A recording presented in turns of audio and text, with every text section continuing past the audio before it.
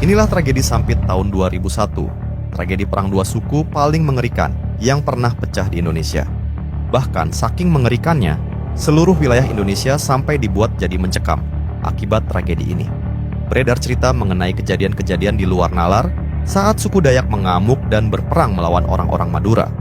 Bahkan ada ritual-ritual mengerikan yang dilakukan suku Dayak yang sampai membuat aparat militer ketakutan. Dan apa yang menyebabkan pecahnya tragedi ini ternyata berawal dari hal yang tak pernah disangka-sangka sejak zaman Belanda.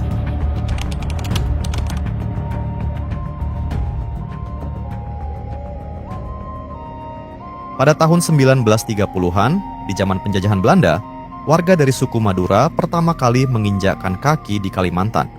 Program itu dijalankan pemerintah Belanda untuk pemerataan jumlah penduduk di seluruh wilayah Indonesia yang dijajah. Awalnya jumlah warga Madura yang ada di Kalimantan terbilang sedikit, sehingga semuanya berjalan aman-aman saja. Orang-orang asli Kalimantan, terutama dari suku Dayak, dikenal dengan keramahannya terhadap para pendatang. Bahkan di beberapa wilayah Kalimantan, orang-orang Dayak akan menyambut para pendatang, kemudian memperlakukan mereka sebagaimana keluarga sendiri. Kebiasaan suku Dayak tersebut bahkan masih bertahan sampai saat ini. Menyambut, melayani, dan merangkul para pendatang yang menginjakan kaki di tanah leluhur mereka. Namun, masalah perlahan-lahan mulai muncul ketika jumlah populasi orang-orang Madura di Kalimantan semakin bertambah. Sekitar tahun 90-an, populasi suku Madura sudah mencapai 21% di wilayah Kalimantan Tengah. Dari sinilah benturan-benturan antara pendatang dan penduduk asli mulai terjadi. Suku Dayak sebagai penduduk asli memiliki gaya hidup yang selaras dengan alam, cenderung sopan dan selalu mengalah. Serta dalam bekerja, mereka juga tidak arogan dalam bersaing. Bahkan banyak di antara sesama suku Dayak yang memiliki mata pencaharian atau bisnis yang sama, namun justru saling membantu dan mendukung satu sama lain. Pada dasarnya, suku Dayak yang hidup selaras dengan alam lebih mengutamakan kehidupan yang damai dan tenang di atas segalanya. Hal ini sangat kontras dengan orang-orang Madura. Mereka berasal dari daerah tandus dan pesisir, sehingga pembawaan mereka agak keras dan tegas, baik dalam berbicara dan bersikap. Namun, di sisi lain, mereka adalah pekerja yang ulet dan tangguh. Mereka juga sangat mudah beradaptasi dalam berbagai pekerjaan. Karena kepribadian inilah, perlahan-lahan suku Madura mulai mendominasi. Dari segi ekonomi, banyak dari orang Madura yang menjadi pengusaha sukses di Kalimantan Tengah.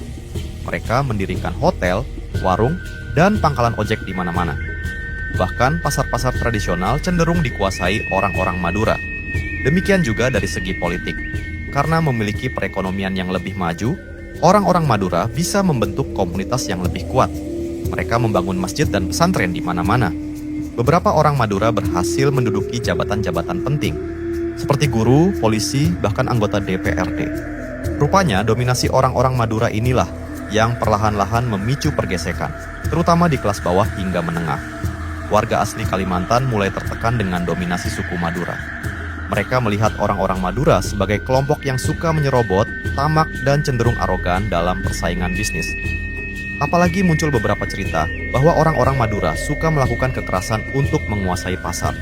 Namun tentu saja, tidak semua orang Madura melakukan hal tersebut. Mereka yang melakukan kekerasan di pasar adalah oknum, yang kebetulan setelah dicari tahu, ternyata berasal dari suku Madura. Dan sama seperti kejadian di Sambas yang telah diceritakan di channel ini sebelumnya, pergesekan antara suku Dayak dan Madura perlahan-lahan menimbulkan perkelahian-perkelahian kecil. Sejak awal tahun 90-an, telah terjadi beberapa kali perkelahian antara suku Dayak dan orang-orang Madura. Biasanya disebabkan karena masalah sepele. Namun, karena terus dibiarkan, perkelahian-perkelahian kecil itu mulai merembet ke persoalan yang lebih besar, hingga akhirnya menjadi bom waktu. Dan bom waktu itu akhirnya meledak dalam sebuah insiden tak terduga di bulan Desember tahun 2000.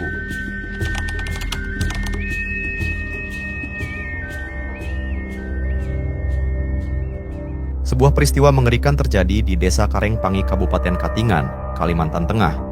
Ketika itu 3 orang Madura dan 1 warga Dayak berkumpul untuk bermain judi.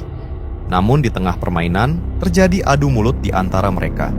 Dan entah apa pemicunya, perkelahian pun terjadi, hingga membuat 1 warga Dayak bernama Sando kehilangan nyawa secara mengenaskan. Aparat sebenarnya sudah berusaha menangani kasus ini. Namun 3 pelaku yang menghilangkan nyawa Sando tak kunjung tertangkap. Hal inilah yang membuat warga Dayak marah besar. Sekitar 300 warga Dayak kemudian mendatangi desa Karangpangi dan melakukan penyisiran untuk mencari 3 pelaku. Namun tak membuahkan hasil.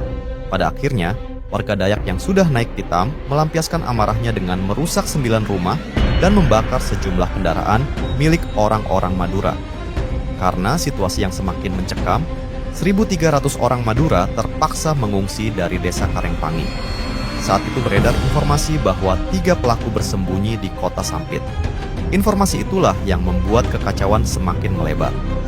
Di sisi lain, warga Madura yang ada di kota Sampit sudah siap untuk berperang melawan suku Dayak. Bahkan dikabarkan mereka telah merakit senjata peledak.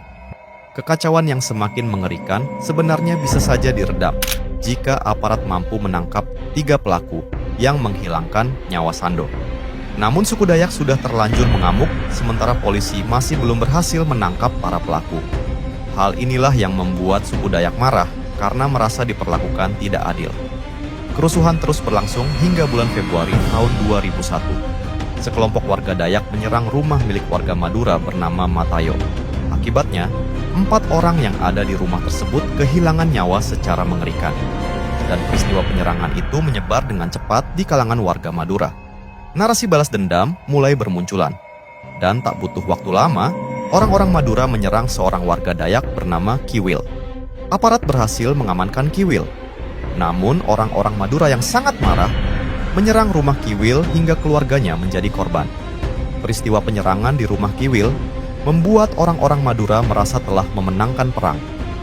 Mereka melakukan penyisiran dan menduduki hampir semua area di kota Sampit. Pada saat itu warga Madura mengatakan bahwa mereka akan menjadikan Sampit sebagai Sampang kedua. Tentu saja deklarasi itu membuat suku Dayak marah.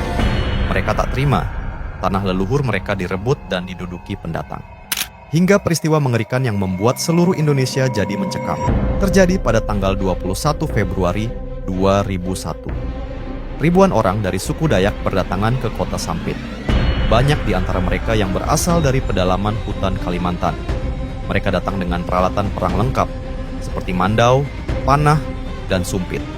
Dalam sekejap kota Sampit berubah menjadi lautan merah. Orang-orang Dayak, tanpa kompromi sedikit pun, menyerang siapa saja warga Madura yang ada di depan mata mereka. Tentu saja orang-orang Madura berusaha melawan. Namun disinilah peristiwa di luar nalar terjadi.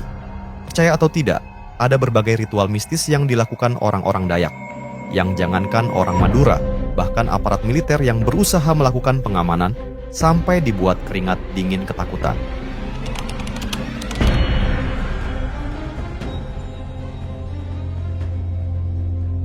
Ada beberapa cerita yang beredar mengenai praktik ritual mistis yang dilakukan suku Dayak selama perang melawan warga Madura di kota Sampit.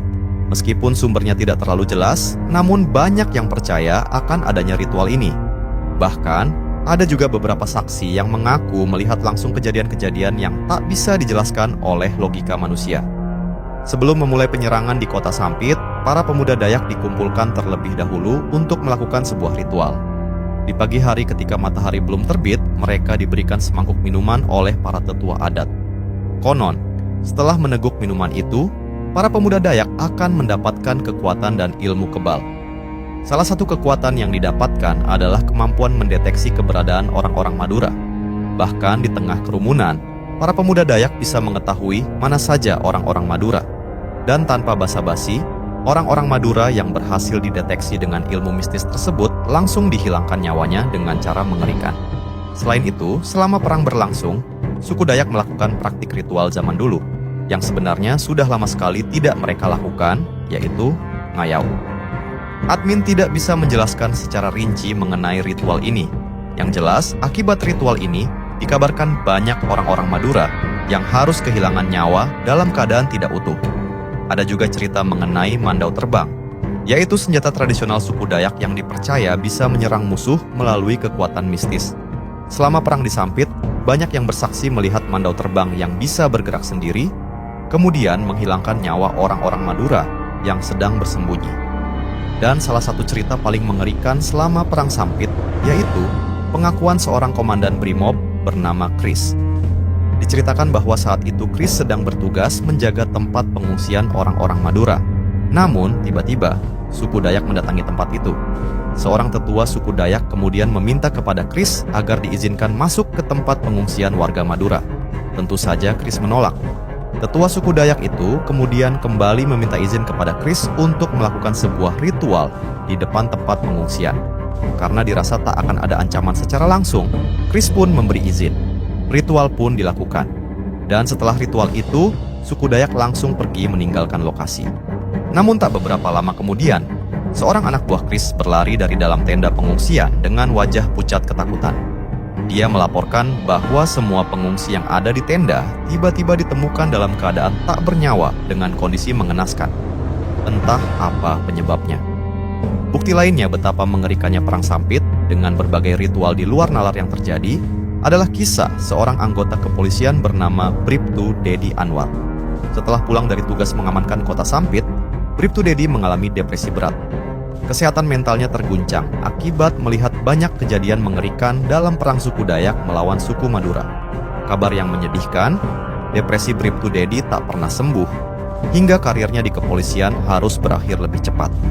Dan di antara banyaknya cerita-cerita mengerikan perang Sampit, pihak kepolisian pada akhirnya berhasil membongkar apa yang sebenarnya terjadi. Apa yang sebenarnya ada di balik perang ini?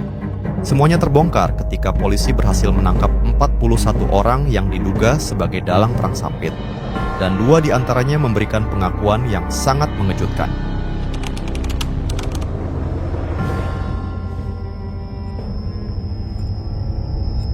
Setelah perang Sampit mulai mereda, di akhir bulan Februari tahun 2001, polisi menangkap 41 orang yang kemudian ditetapkan sebagai tersangka.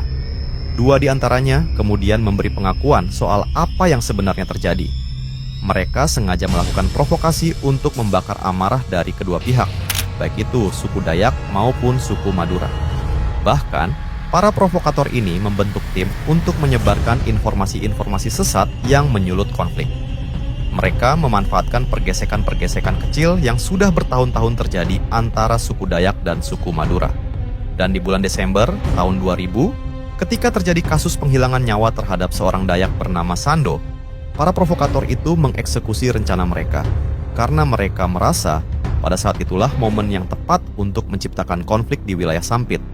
Ketika ditanya apa yang menjadi motif mereka, para provokator itu mengatakan bahwa mereka sengaja melakukan aksinya dengan tujuan politik.